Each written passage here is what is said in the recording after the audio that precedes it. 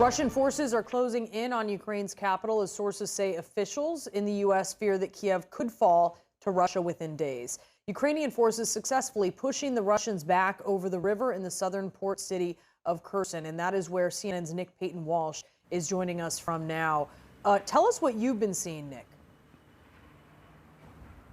Brianna, just to let you know, as we're sort of beginning to get towards sundown here, we've had this consistent shelling continuing over the area where we were earlier on. The bridge, which is essentially across the Dnieper River that splits Ukraine from the Russian bordering side to the European bordering side.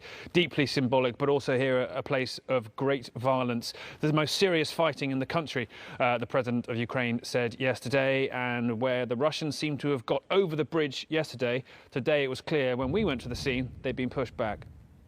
Well, this is where Ukrainian President Volodymyr Zelensky said some of the fiercest fighting was yesterday. A key bridge on the outskirts of Kherson, essentially the route up into main Ukraine from the Russian-held peninsula of Crimea, taken in 2014. And you can see around me, there's been quite significant destruction here over the past 48 hours.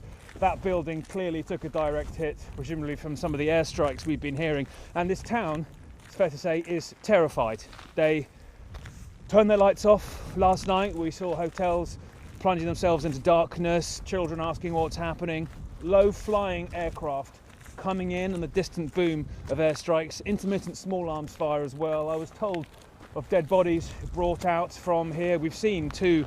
One man unfortunately left just in the middle of the road there.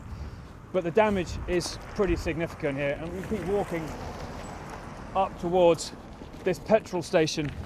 You see the sort of bizarre local landmarks that end up being the focus of fighting, and it's clear the Ukrainian army made a significant stand here and took quite a lot of certainly damage to their vehicles, possibly military as well. Well, things seem to have been left off and where the Ukrainian forces' last positions were. They are a little bit further away from here. We don't give specifics when we're around them, but clearly there's been impact of shells nearby.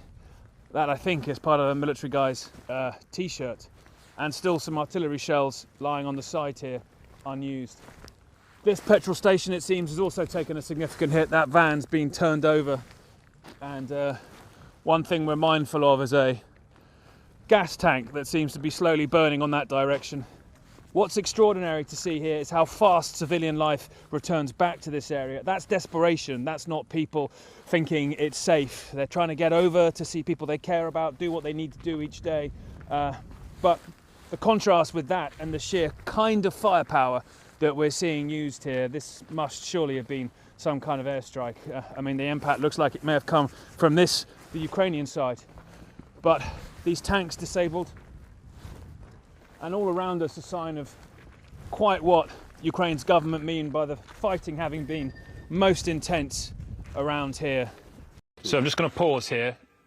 The sirens have picked up again, closer frankly to the city centre, and that comes while you were seeing that report from this morning, a very loud rumbling explosion in the distance over here, and then the sound of a jet in the skies. That is most likely Russian air power. And it would suggest that, as we saw last night, as the sun begins to set, that they are looking to make another move on that vital bridge. It is deeply symbolic and strategically important, frankly, that they have access to that. It lets their forces from Crimea head north up towards the capital of Kiev. And the residents of this town, with the Ukrainian flag blowing right in front of me, are deeply concerned about whether part of the Russian plan involves coming in to here where their families shelter. Or you taking us to that bridge that is so important, as you say. Nick Payton-Walsh in Kherson, Ukraine for us. Thanks.